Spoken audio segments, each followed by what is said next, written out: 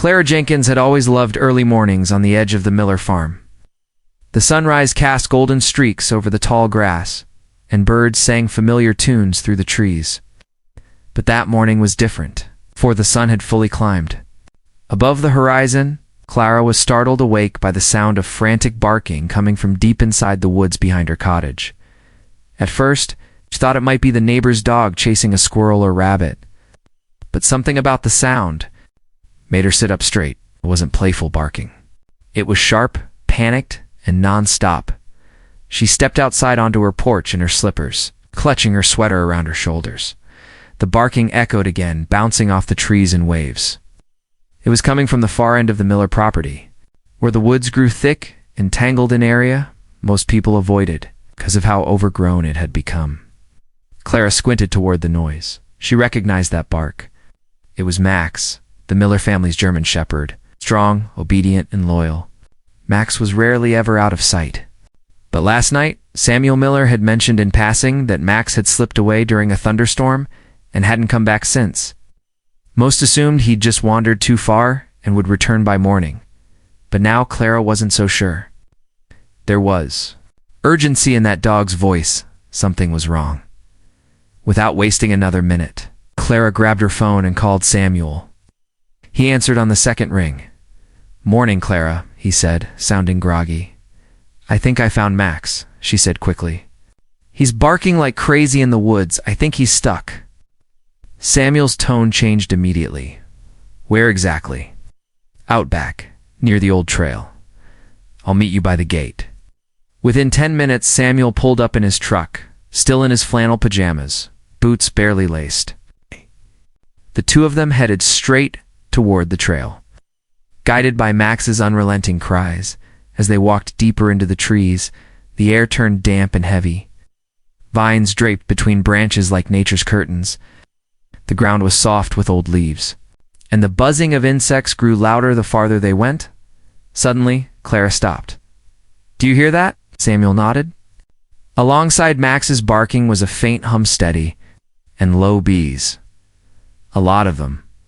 They pushed through a dense cluster of ferns and came upon a large fallen tree, partially hollowed out and wrapped in years of wild growth. But the thing that made them both freeze in place was the sight covering the trunk. It was massive. A giant beehive stretched over the entire base of the tree like a thick golden blanket, surface moving slowly as thousands of bees worked tirelessly across it. It was unlike anything either of them had seen. And from the center of the hive, peeking out from a shadowy crevice, were two familiar golden eyes. "It's Max." Clara gasped. The dog was lodged inside the tree's hollow, surrounded by layers of wax and honeycomb. His face was visible, but his body was mostly hidden beneath the hive structure. He barked again, tail thumping weakly. But the strangest part wasn't that Max was stuck. It was that the bees weren't stinging him. They were everywhere, buzzing, crawling, flying, but none of them were acting aggressive. Not toward Max, not toward Clara or Samuel. It was as if the hive had accepted his presence. Samuel slowly knelt beside the tree, careful not to disturb the hive. "I don't believe this," he whispered. "Oh?" In the world did he even get in there?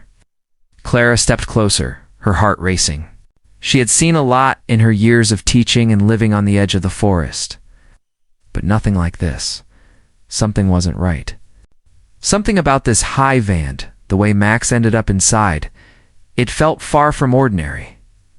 And whatever it was, they were just beginning to uncover it. Samuel Miller crouched carefully beside the enormous tree, studying the hive with disbelief. It wasn't just a nest of bees. This thing looked like it had been growing for years, maybe even decades. The beehive had completely taken over the fallen trunk, stretching across the bark like melted wax that had hardened into golden armor.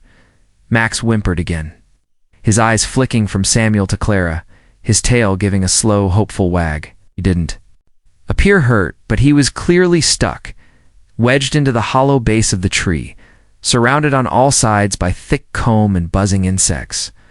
Only his head and front paws were visible. "I've never seen bees behave like this," Clara whispered, stepping lightly closer. They should be attacking us. But the bees didn't.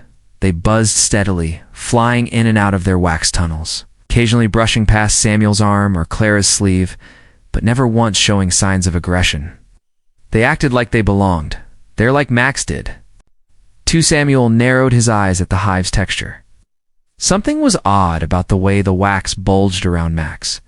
It wasn't just random buildup.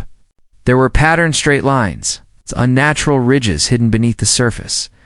I think there's something under the hive, he said. Wood, maybe. Clara glanced at him. You think he got stuck trying to dig into something? Nodded. Possibly. Dogs don't just crawl into bee nests for fun. He smelled something, stood up slowly and ran a hand through his hair. I need my old beekeeping suit. There's no way I'm reaching into that hive like this. Stay here, Clara said. It's calmer when someone's nearby. 15 minutes later, Samuel returned with a dusty white suit and a smoker-an old one he hadn't used in years. He slipped the veil over his head, lit the smoker, and began carefully puffing small clouds of smoke near the hive. Oh! The bees responded. By slowing down, crawling deeper into their tunnels, Clara knelt by Max, whispering reassurances while Samuel used a thin stick to gently scrape back a portion of the wax around the dog's back. Underneath, he uncovered aged, rotting planks. His brow furrowed. That's not part of the tree. That's man-made. He cleared away more of the wax and found nails, rusted but still intact. Max was lying on a wooden surface built into the ground, as if a structure had once stood here. Long forgotten and buried beneath decades of natural growth, with one hand steadying, Max and the other pulling back wax and debris, Samuel finally freed the last section that had trapped the dog's hind legs. With a low grunt, Max pushed forward and tumbled out, landing with a relieved huff at Clara's feet. He's okay, Clara said, running her fingers through his fur. No stings, not a scratch. Samuel stood beside them, wiping sweat from his forehead, still staring at the opening beneath the hive. The wood planks formed what looked like a sealed panel, almost like a hatch. Clara noticed his expression.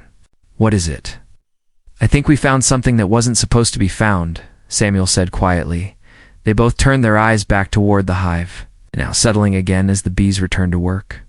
Max sat between them, tongue lolling out happily, like he'd just finished an adventure. But for Samuel and Clara, it felt like the real adventure was only beginning. Whatever lay hidden under that hive had been buried for a reason, and now was calling to be uncovered. After Max had been safely freed, Clara poured water into a bowl from her canteen and placed it near him.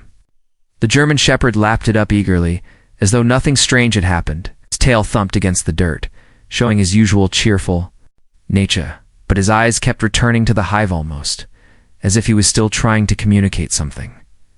Samuel, however, remained kneeling in front of the old wooden surface, brushing away the last of the waxy debris. His hands trembled slightly. Not out of fear, but because the pieces didn't add up.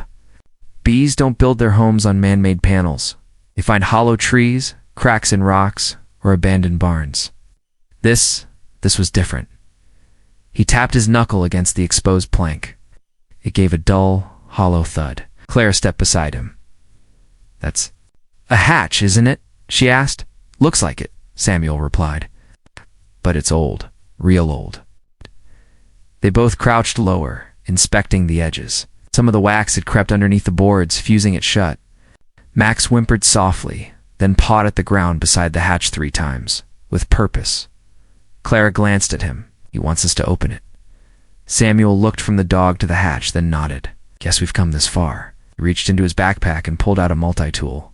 Using the flat edge, he began to chip away at the hardened wax sealing the corners. The bees buzzed louder, but still didn't act aggressively. In fact, they began clearing away from the hatch as if granting permission. After several minutes of slow, careful work, the outline of the hatch was clear. Samuel found a small, rusted ring embedded in the center and gave it a tug. It didn't budge. He leaned his weight into it and pulled harder. With a sharp crack and a cloud of dust, the hatch suddenly lifted an inch. A waft of stale, earthy air rose from below, cool against their faces. Samuel opened it the rest of the way and peered inside. Narrow staircase descended into darkness, wooden steps, worn but still intact. The walls were lined with stone and thick roots, and the smell of thyme and damp soil filled the air. It was like opening the lid of a forgotten cellar. "Is that a basement?" Clara asked. "No house out here," Samuel said. "Whatever this was, it was built underground." Max stepped forward, sniffed at the opening, then looked at Samuel with a soft bark. "You really want us to go down there, huh?" Samuel said with a small smile. "You're braver than I am." Clara reached into her bag and pulled out a flashlight. "Just a quick look," she said. "We go down a few steps, see what's there, and come back." Samuel nodded and took the lead, descending carefully into the dimness. The old stairs creaked under his weight, but held firm. Clara followed close behind, her flashlight slicing through the dust-filled air. After 10 steps, they reached a small landing. The flashlight revealed a space just large enough for 2 people to stand comfortably. On one side was a row of wooden crates. On the other, a table covered in rotting fabric and papers. And then they saw Itan's old notebook. Its leather cover cracked, but intact, resting beside a rusted lantern. Samuel picked it up and opened it gently. Inside were neatly handwritten notes, faded but still readable. Clara pointed to the top of the page. "Hive phase log, August 3rd, 1942. She looked at Samuel, heart pounding. "What is this place?" Samuel didn't answer right away. He flipped through a few more pages, eyes narrowing with every line. "I think we just stumbled into something that's been hidden for over 80 years, he said slowly. Max let out a low bark from the top of the stairs, as if to remind them whatever they'd uncovered was only the beginning. Samuel turned another page in the brittle notebook as the musty scent of the underground room surrounded them. The entries were precise and dated, each one beginning with Hive phase log and followed by what looked like observations. The handwriting was clean and neat, as though whoever wrote it was both educated and methodical. Clara shined her flashlight. Over the crates near the wall, most were rotted shut, but one had broken open, revealing old glass jars, some still sealed. The jars were filled with a dark amber liquid. Clara picked one up and turned it slowly in the light. "This looks like honey," she murmured. "But it's darker, thicker." Samuel barely looked up from the journal. "According to this, it's not regular honey, something they were experimenting with. The writer talks about nutrient-dense feeding to promote higher pattern retention in the hive." "Pattern retention?" Clara repeated. "Yeah," Samuel said. "He says the bees were trained to respond to tones and patterns. He was using sounds to guide their behavior. Different pitches triggered different flight formations. And it worked."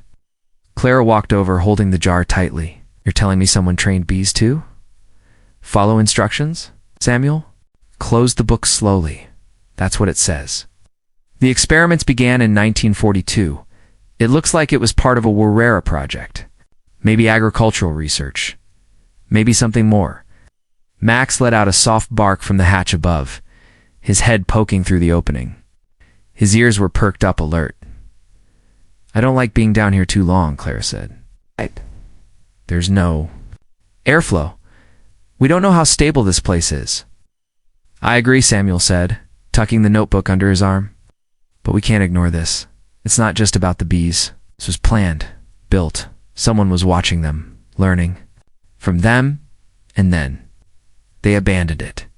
As they climbed back up the stairs into the warm sunlight, Clara noticed something strange.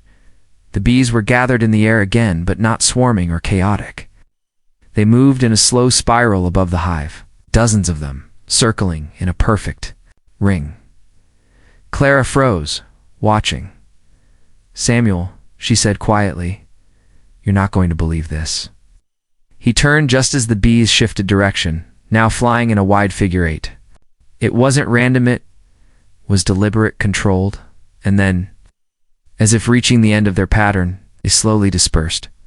Max gave a short bark and sat beside Clara, eyes focused on the hive like he was waiting for something. Samuel glanced at the notebook again. "There's an entry about that," he said. "At?" "Figure 8. The author called it the completion loop. He said the bees only did that when they had learned something new. Clara stepped back. So they're still doing it, all these years later? Samuel nodded slowly, which means the hive hasn't forgotten. Whatever training happened back then, it's stuck. A breeze passed through the trees, rustling the leaves. The forest felt different now, alive with hidden knowledge. Samuel looked at Clara, then down at Max.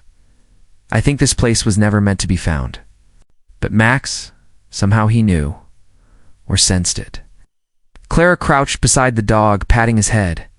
He didn't just get stuck, he led us here.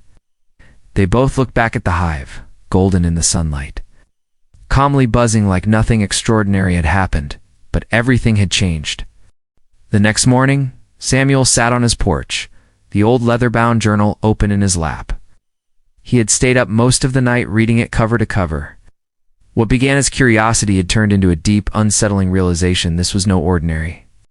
Research notebook. Clara arrived early, bringing a thermos of tea and a stack of notepads.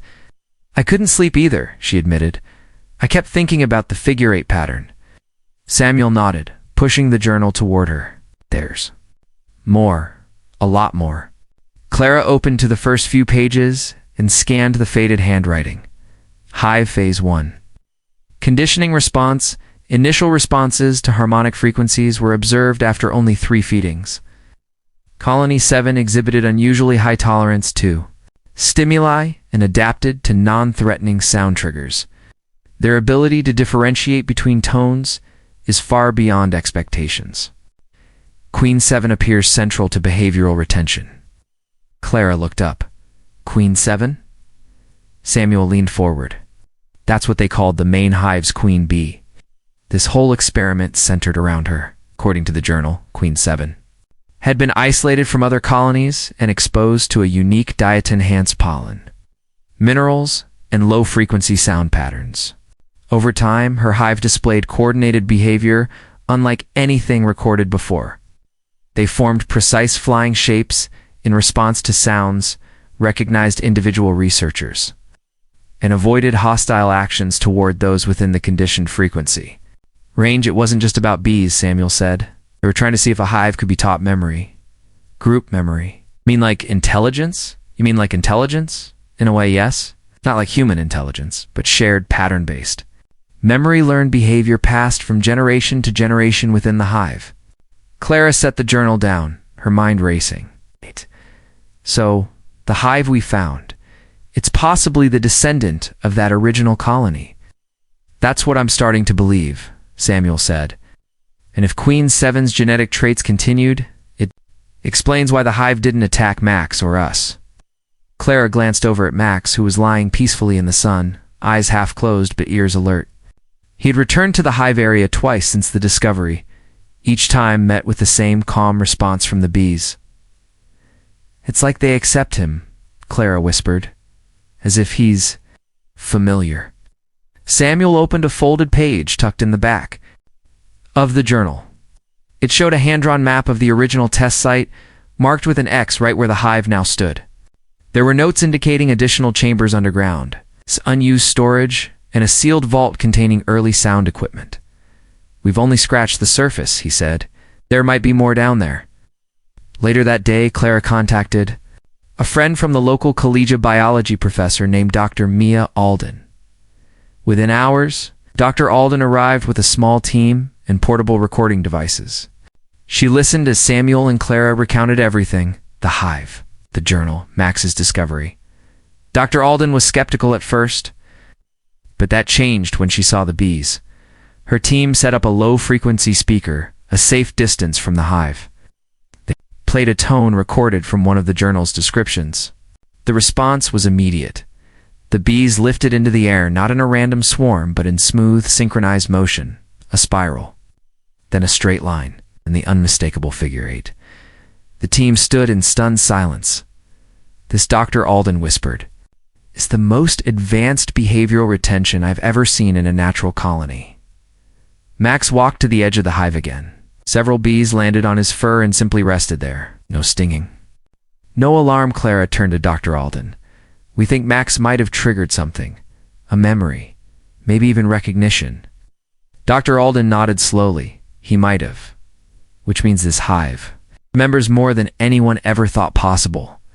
The field that had once been just an overgrown patch of woods was now something else entirely. A living memory. And Max had been the key to unlocking it. Within a week, the forest behind the Miller farm no longer felt like just a quiet patch of trees. It had become a place of scientific wonder.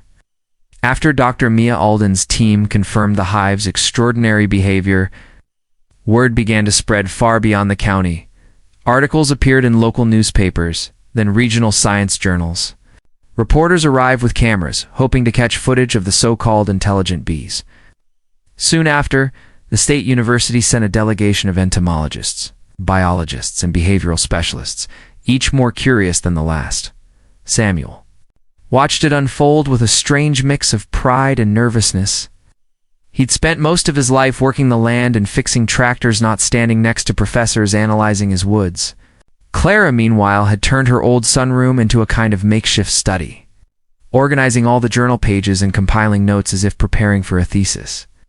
She never knew she'd write, but the one who remained the most unchanged was Max.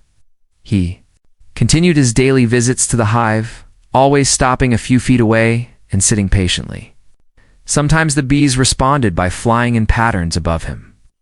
Other times they simply gathered near the edge of the hive and stayed still, as if listening.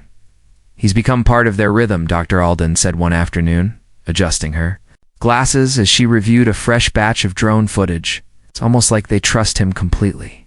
What fascinated the researchers most was that the bees not only remembered specific sounds, but responded differently to each tone. One high-pitched note caused the hive to go still. A deeper one initiated a slow outward spiral. Another tone, resembling the pitch of Max's bark, caused a cluster to fly forward and hover in a loose circle. "It's communication," said Dr. James, an entomologist from Boston. "Not just reaction. This colony has developed the closest thing we've ever seen to symbolic behavior in insects." But that wasn't all. Clara had recently found a second, smaller notebook inside one of the damaged crates from the underground chamber. It had belonged to a different researcher, someone named Dr. Elgin, unlike the main journal. This one had a tone of caution. "Hive 7 has exceeded Phase 3 behavior thresholds. Caution advised. Subject shows signs of environmental imprinting. Memory passed across generations appears stronger than expected."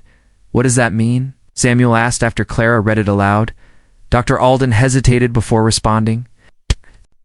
"Means the hive isn't just trained, it's remembering things it didn't directly experience. Like it inherited knowledge." She looked over at the hive, her expression unreadable. "And if that's true, then this is far more than a behavioral study. This is evolutionary." As the researchers continued their work, local authorities began fencing off the area to protect the hive from curious hikers and overzealous reporters. A small wooden platform was built at a safe distance for visitors to observe without disturbing the bees. People came in wave school groups, camera crews, and even a documentary film team. But everyone quickly learned to speak quietly and move carefully. The hive's behavior, though peaceful, carried a sense of dignity that made people act with reverence. Max remained the constant presence, never missing a visit. Once a child asked Clara why Max always came alone and just sat still. "He's listening," Clara replied, "and maybe they're listening to him." One evening, as the sun dipped behind the treetops and golden light bathed the hive, something unexpected happened. Max walked to the usual spot and let out a single soft bark. In response, a cluster of bees rose slowly from the hive and formed a perfect ring in the air. Shimmering like a living halo, the researchers watched in stunned silence. Dr. Alden finally broke the quiet. "We may never fully understand it, but that right there, that was a response. A message. Whatever had begun in secret all those decades ago had awakened again through an old notebook. Curious mind and a loyal dog, and the world was finally listening." By late summer, the story of Max and the miracle hive had spread across the country. Television crews visited almost daily, and scientists from other countries reached out to Dr. Alden, requesting data and research access. But despite the growing fame, the heart of the story never changed. Max wasn't just the dog who found the hive, he had become something more. People called him the bridge, the one living creature the hive seemed to trust completely. Children from nearby schools drew pictures of Max surrounded by bees, which Clara hung proudly in her sunroom. Local bakeries even made Max and honey cookies, paw prints pressed gently into the dough. But while the town embraced the story with excitement, Max's connection to the hive deepened in ways no one could explain. One morning, Clara and Samuel were walking with Max toward the forest edge when they noticed a new pattern. The bees had started creating unusual shapes at the top of the hive, thin, arching ridges that looked almost sculpted. Samuel pointed out what looked like a spiraled ridge resembling Max's tail. "That's not random," Clara said, awestruck. "They're copying him." "Doctor!" Alden was called immediately, and after photographing the formation, her team ran thermal scans. The bees were clustering their bodies in precise positions for long periods to mold the wax into that shape, something no hive had ever been documented doing on its own. "It's a tribute," she whispered. "They're building a tribute." Meanwhile, the town council met to discuss how to protect the area long term. What started as a local curiosity had now drawn enough attention to require serious management. They proposed turning the back portion of the Miller farm into a conservation site with limited, supervised access and funding for ongoing research. Samuel, though hesitant, agreed. He never wanted to lose the quiet life he loved, but he knew this was bigger than any one person. The hive was something rare. Max. Well, Max had already made history. On the day the site was formally recognized by the State Environmental Board, a modest ceremony was held at the forest's edge. The mayor gave a short speech. Dr. Alden presented Clara and Samuel with honoraria, stewardship badges, but the moment that truly stole everyone's breath came near the end as the final words of appreciation were spoken. Max walked to his usual place and sat down quietly. The bees, as if waiting for this moment, lifted into the air in a broad, sweeping arc. They hovered, shimmered, then shaped themselves into a wide, moving spiral more graceful than any they'd formed before. The crowd watched in silent awe as the spiral widened, looped, and slowly returned to the hive. It was as if the bees were part of the ceremony too, offering their own recognition. A young boy tugged on Clara's sleeve. "Why did they do that for Max?" She smiled, kneeling to meet his eyes. "Because Max was the only one who listened when no one else could hear." Later that evening, as twilight spread across the woods, Clara and Samuel sat on the porch while Max napped beside them. The soft hum of the hive could still be heard in the distance, steady and peaceful.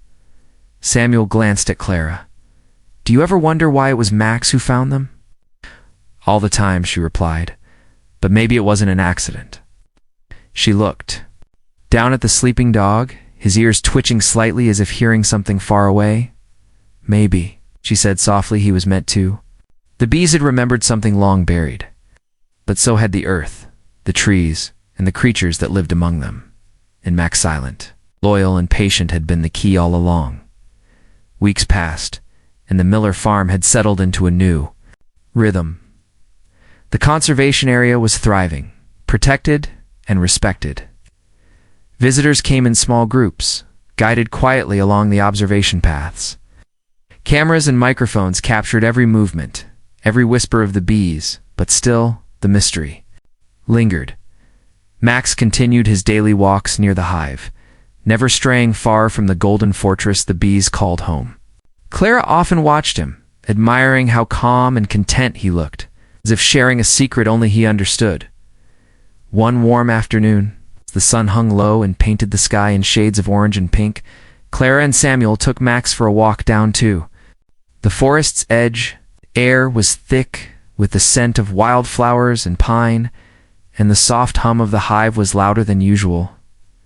Max suddenly stopped, nose twitching. He looked up at the swarm of bees circling above the hive, then back at Clara and Samuel, eyes bright and focused. Without warning, the bees began to swirl faster, forming a shimmering vortex in the air. They moved with breathtaking precision, spinning, twisting, and rising in perfect harmony. Then, from the heart of the spinning mass, something unexpected fell gently to the ground. Clara bent down and picked up the small object, brushing away a few bits of pollen. It was a wax disc, delicate but perfectly shaped. Unlike any honeycomb piece she'd ever seen, at its center was a tiny, gleaming coin, faintly etched with intricate designs that shimmered in the fading light. Samuel gasped, "No way, ... Examined the coin carefully, then took it to Dr. Alden the very next day. After consulting with local historians and archaeologists, the experts confirmed what they had suspected. The coin was ancient, over 100 years old. It had belonged to a legendary explorer who had vanished in this forest long ago, leaving behind only tales of mystery and lost treasure. The hive hadn't just preserved nature, it had preserved history. More astonishingly, the wax disc was not a random offering. It was a message, a carefully crafted gift from the bees. Sent through Max, their trusted guardian, Clara and Samuel stood in awe, realizing the magnitude of what they'd uncovered. The hive was not simply a biological wonder, it was a living archive, a guardian of secrets spanning generations. Max wagged his tail, seemingly proud of the discovery, but calm as ever. He nudged the disc gently with his nose, as if to say, "This is just the beginning." The news of the coin and the hive's gift spread quickly, capturing the imagination of people worldwide. The Miller farm became a symbol of harmony between humans and nature, a place where patience, respect, and curiosity had unveiled something extraordinary. Clara reflected on everything that had happened: the barking in the woods, the giant beehive, the underground chamber, the scientific breakthroughs, and Max's silent courage. She smiled softly, thinking of the loyal German shepherd who had led them to a discovery no one could have imagined. In the end, it wasn't just about bees or history. It was about connection between past and present, nature and humanity. Dog and hive. As the sun dipped below the horizon, casting long shadows over the forest, the bees settled back into their hive, singing a gentle song of life. And Max, their unlikely hero, rested at the edge of the clearing, ready for whatever adventure might come next.